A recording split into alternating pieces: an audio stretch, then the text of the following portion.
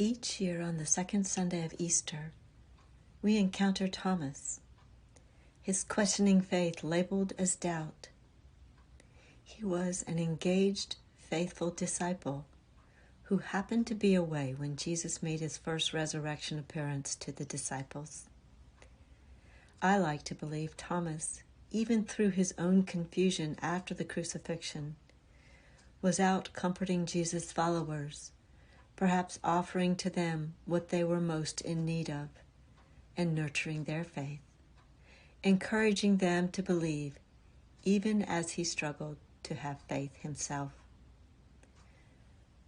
We so often remember Thomas as doubting, forgetting it was Thomas who said, "We will go with you," when Jesus announced journeying to Jerusalem and his certain death. It was Thomas who recorded experiences of Jesus in the non-canonical Gospel of Thomas, and who traveled to India to spread the message of Jesus, of the risen Christ, where people today still claim his heritage. But it is Thomas's doubt that we most identify with. Maybe it's because we too have doubts, and Thomas helps us to own them. He makes it okay to doubt. Perhaps he offers us hope that our meager faith, our doubts, will be enough to keep the faith alive for another 2,000 years. In today's gospel, the disciples are gathered together and experience the risen Jesus in his appearing, in his saying, "Peace be with you," and in seeing the marks of the crucifixion on his hands and his side. And through their experience, their belief, their faith is strengthened. Jesus sends them as the Father sent him, and empowers them through the gift of the Holy Spirit. They are granted the ability to forgive and retain sins. But Thomas wasn't with them. Upon hearing what they experienced, he expresses his need to see and touch the marks on Jesus' body.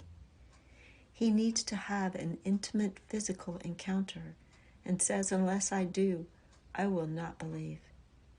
In that moment, his faith needed a tangible experience of Jesus. When Jesus appears saying to him, "Put your finger here and see my hands. Reach out your hand and put it in my side. Do not doubt, but believe."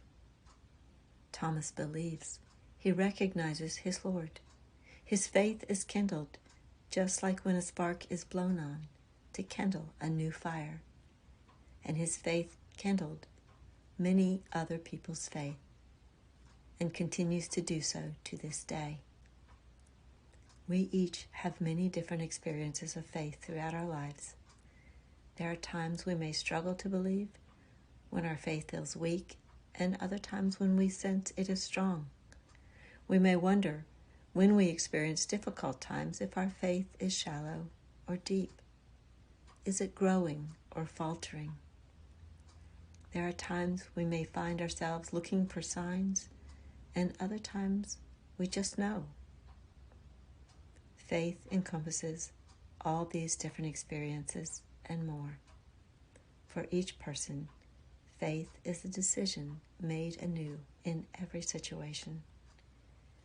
As Jesus, the risen Christ, met the disciples in an empty tomb, in a word spoken, in an appearance, through an invitation, he met them according to their need. I believe he will meet each of us according to our need. It may be as subtle as the brush of a butterfly, or as brazen as an invitation to touch his wounds. As we have lived this uncommon year, we may have had doubts. We may have wondered if we still have faith, or we may have sensed a deep and strong faith in the face of tremendous adversity, unpredictability, and unknowing. Jesus said, "If you have faith the size of a mustard seed, you will say to this mountain, 'Move from here to there,' and it will move, and nothing will be impossible for you." Our faith is nurtured in our relationship with God, with one another, with nature, and in this community of Good Shepherd. We may feel like we are faltering, especially now. It is together we encourage, cajole, and nurture one another's faith.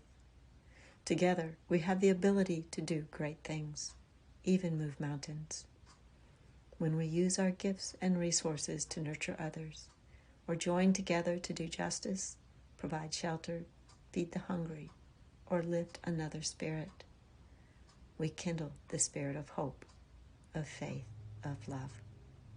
We spread the ministry, love, and faith of Jesus, the risen Christ. Do not doubt, but believe.